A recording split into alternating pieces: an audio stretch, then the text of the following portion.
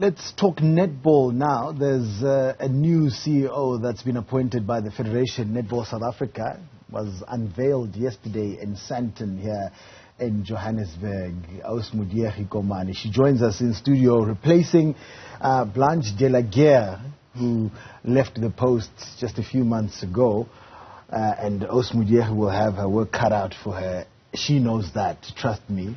She admitted as much yesterday upon the announcement of her appointment. Thank you so much, Modiegi, for joining us in studio this morning. And I understand you've been in the job already for some days, a few days, some 9-10 days.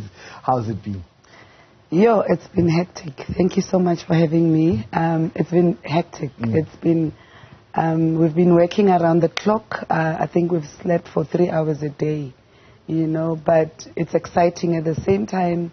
I'm excited to be part of this, in this role, because I've always been, a member of this glorious organization. And so it's been an eye-opener, to be at this level and to actually integrate everything else that I've learned over 30, 40 years of my life. Yeah, and we'll talk about that experience a little bit later. President Cecilia Molokwane, president of Netball SA, said yesterday you have been giving her a headache, so to speak. Whatever she meant by that. What did she mean, by the way? Was it a joke? No, it wasn't a joke. Yeah? And I'm glad you're asking this. When organizations started, in terms of being, NGOs or NPOs, and they would evolve, and then they would not necessarily look at issues that govern. Because remember, they grow even in terms of income, then it means you have to, abide by the Companies Act, even if as an NPC. But what is critical for me is corporate governance. So King's 4 report on corporate governance becomes key. Separation of powers. Because when you look at the structure of elections, and I'm talking now not only to netball, but to a whole lot of federations and organizations that are run by a constitution, they need to understand that you cannot be an elected member, which is like it becomes like a board. So when you are a board, you've never seen a board chairperson of an executive ESCOM running, on a day-to-day. Yeah. And I've been in hot water, even with the previous organization that I was CEO at, because of the same thing. They are executive members, but they want to run operations day to day. It's wrong. You can't be a player, a spectator, and a technical official at the same time. Who's going to monitor who? They must see themselves as board of directors, and they must allow me as an accounting officer to run. I said to them, in terms of your PFMA or whatever, because I manage its public funds at the end of the day. So you cannot see yourself running day-to-day operations. Then you don't need an accounting officer. And that's the problem I find myself in. So I went in and I said, in the 3 days, 5 days, I've realized 1, 2, 3, and there's no way that we're going to compromise corporate governance. This is public funds. This is not a sponsor shop. We are running an organization that is affiliated to a World Cup. And I actually said some of the things I said, tell me, why are you not complying to Section 217 of the Constitution? And I think that's what she was talking about. So that's just who I am. My corporate governance is in my veins. And that's so interesting you mentioned this, because Cecilia Molokwane was actually accused just this year, I think just before the World Cup, of interference by certain former members of Netball South Africa. She was accused of all sorts of things. I think she has been quiet for some time about that, and she touched on it for the first time yesterday in some parts. How do you then deal with that? Because that's exactly what you are implying or saying outright, that you're against an executive president. You see, I'm glad that you're saying accused. We get accused all the time. And she was correct yesterday to say a dog will never bark at a standing tree. Trust me, in my life I've been called names, all sorts of names. But it depends on your intellectual, and emotional intelligence to say, what is it that you choose to respond to? Where do you respond to those things? Let me tell you something. In terms of such organizations, there's elections and nobody will like you. Already as it is, I've been in office, but I've been called names by the same, organization, some individuals, because they don't like what I'm bringing on the table. And I would not mince my words, and I even said to them, if I must go out and refuse, this job, I'll do it. If you don't want to do things correctly. So whatever people are doing, and it's the members, it's bitter people they will try to smear your name. Yesterday, our official partner, a driving partner, is Reno. And yesterday they came and they delivered my car because it's their obligation, contractual obligation. One a white man posted and said, look at them. All they know is to like new cars. All they know is, sponsors, the money will be gone next year.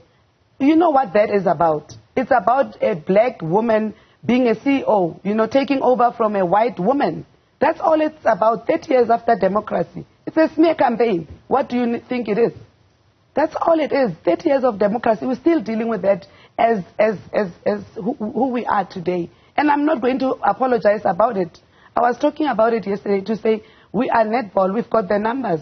We have proven in terms of market revenue, to sponsors. We've proven to our partners in terms of PR value, commercial value. But still, the corporate is not coming on board, better than rugby and cricket. And still we're struggling with funds.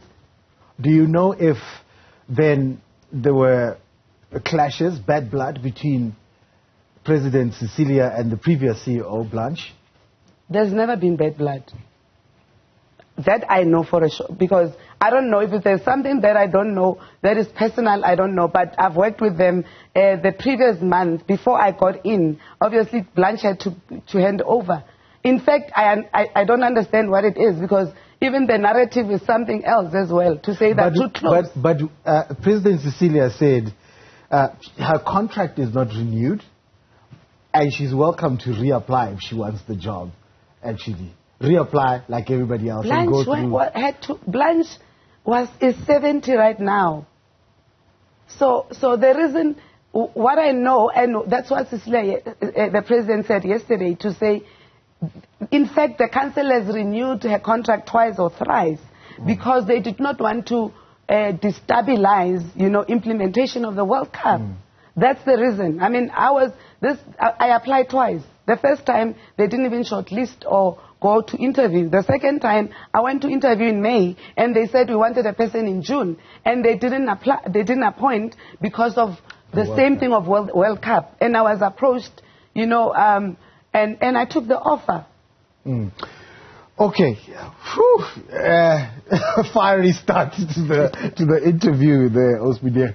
Tell us, though, about your netball background. You're not someone who's just coming from corporate or the public sector. You have been involved in netball from many, many years ago.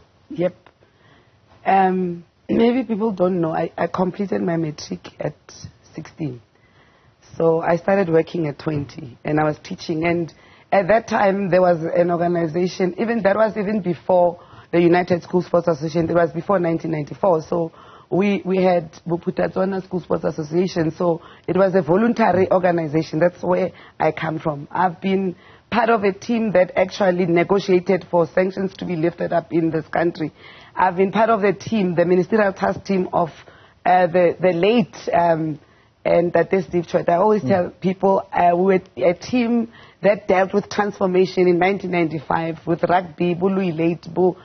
We put that former President Ntambira Vele in power, and then I was in the National Sports Council.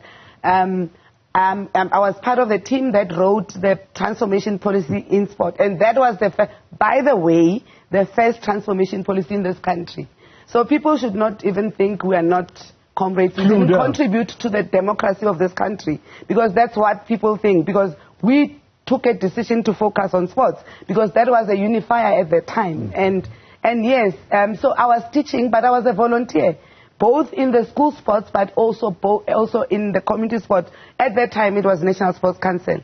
And then we did the Love Life Games, which was one huge tournament, you know, and sports was involved. So I was a player as well, and also at excellence level. I was a technical official. I was an A-graded umpire.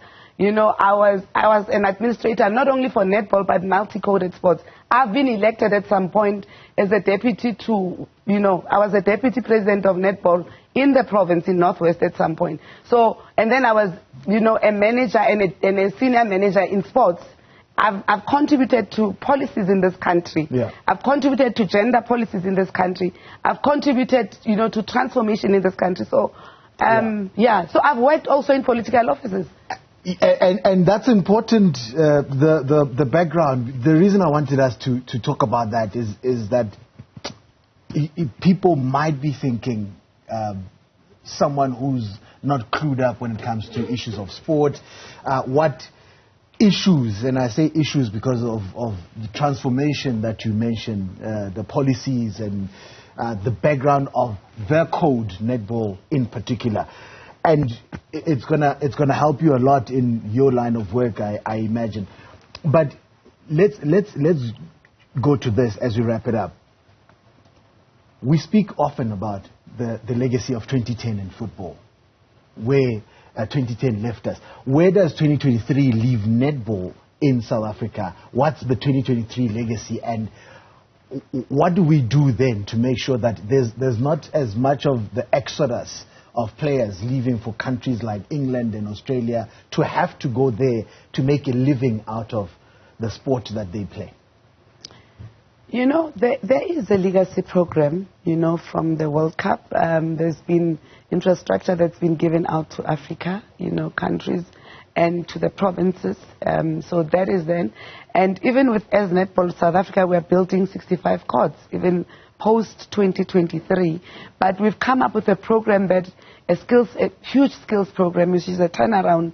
We've come up with a phase-in, you know, approach of a program that speaks to professionalization of the sport, which will starting the Premier League in 2025, but also because at the backdrop of that, we're commercializing netball, and you'll see, I don't want to unpack it. I want to come back here and unpack it for you. Yeah, as yet. We are saying netball is no longer in the courts. Netball is now going to participate in the mainstream of economy of this country.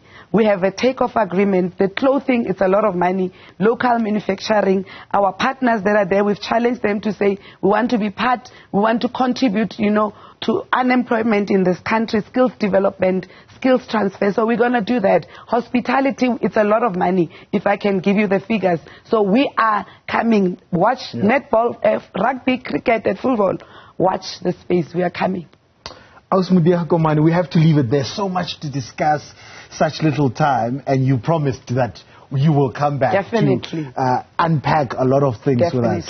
Modiegi Komane is the new CEO, unveiled just yesterday, fresh out of the box of Netball South Africa. She runs a tight ship, if what she says is anything to go by. And we'll talk to her in the near future. Congratulations, and we'll be watching. Thank you so much for having me. Thank you.